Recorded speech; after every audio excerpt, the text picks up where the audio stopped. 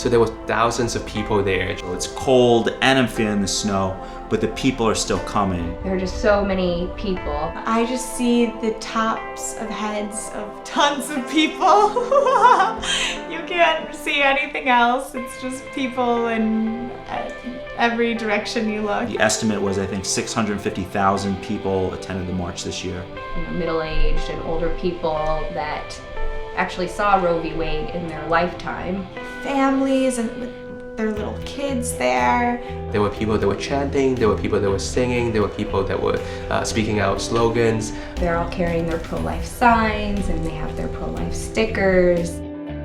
Yeah, I saw some friends that I have that live in Iowa, and we were marching, and one of them I didn't even know was going to be there, but all of a sudden he was marching next to me. And it was my little adventure that I got to have to find two of my sisters who were there attending the march, one all the way from Mobile, Alabama, and then another coming down from Syracuse, New York. And through the use of actually taking pictures of where we were in the march on our cell phones and texting the pictures to each other, we were able to actually meet up with each other. My brother Billy, he came from South Bend, Indiana with a huge group of people, and they were in the bus for over 10 hours.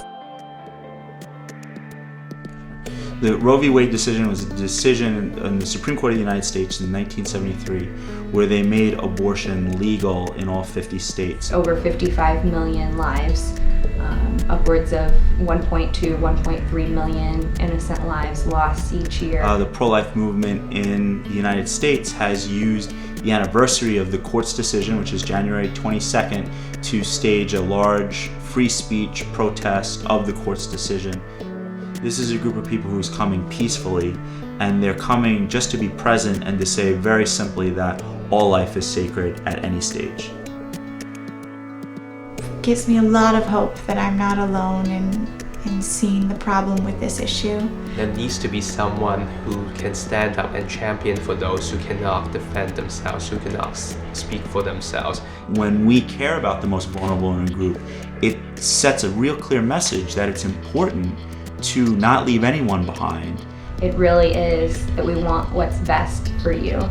And that's really the mother, it's the father, it's the unborn baby, it's those who are pro-choice, it's everyone. Because now if we say, well, it's a priority for us to make sure that every life that's conceived is born, because that life is special, that's going to then force us to answer the questions, well, what about someone who maybe doesn't have the money or the means? Or what about someone who's struggling in this area or that area? And then it becomes important for us to affirm that life, the mother's life, the father's life, and the family's life, as well as the baby's life. So it should spread out.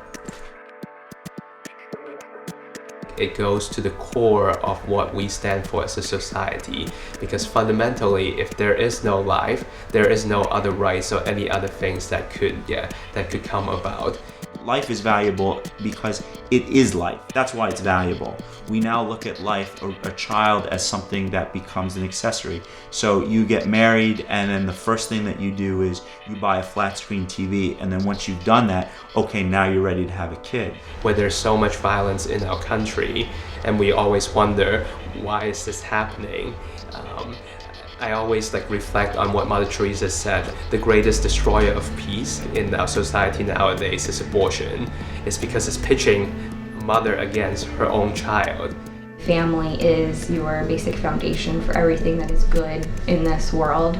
And so if we can't respect the dignity of that one human life, and we can't maintain that intact family, we're trying to pull the child out, trying to push it away, saying it's a blob of tissue, it doesn't matter, it doesn't have any worth. Why should a person not hurt another person if a mother can do that to their own child? A lot of the important aspects of the pro-life movement is to say beyond that, to say to a woman who is facing this difficult decision that no, you are worthwhile, you're beautiful as a mother, you're beautiful as a child of God, your child is beautiful, your child is something that God loves, and just because there may be challenges doesn't make the child less valuable or doesn't make you less valuable. being pro-life extends beyond just one Supreme Court decision. It goes into the value of all life at all stages, and from whether or not a certain life lives or dies based on the decision to have an abortion, to how do I treat the life who's next to me. So if everyone around you is respecting that innocent human life, you can feel that they have respect for you as an individual. You can feel that you are loved, and it's almost like your heart breaks because it's so full. It is our fundamental responsibility for others in the society to defend them when they need to. So I just try to be open with my friends and my coworkers and what I believe. You can be pro-life just by being pro-life and maybe talking to one person about it, or maybe posting something, an article on Facebook. I will march every single year until there's not a need to march anymore. For the indefinite amount of the future, as long as someone needs to be defended. Look, I stand with the unborn children.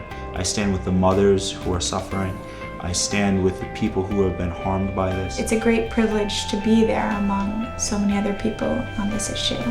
Why would you just want to wait and sit on the sidelines of history when you can be a part of something that changes and frees a whole grouping of people who are in danger? Ours is not just a cause, it's very personal. So, I'm fighting for that one life because that baby deserves a chance to live.